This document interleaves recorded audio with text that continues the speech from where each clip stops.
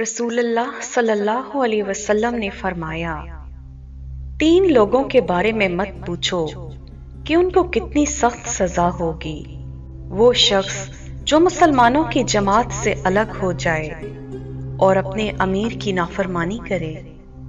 وہ غلام جو اپنے مالک سے بھاگ جائے اور اسی نافرمانی میں اسے موت آ جائے، وہ عورت جس کا خاوند اس کو ضروریات اور خرچہ دے کر کہیں چلا جائے اور وہ اس کے مال اور اپنی عفت کے ساتھ خیانت کرے۔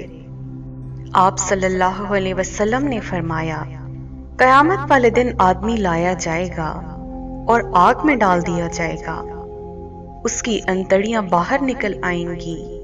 وہ انہیں لے کر ایسے گھومے گا جیسے گدھا چکی کے ساتھ گھومتا ہے،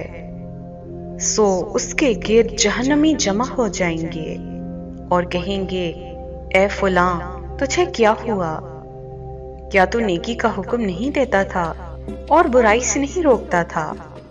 وہ کہے گا، ہاں یقیناً میں وہی ہوں، لیکن میرا حال یہ رہا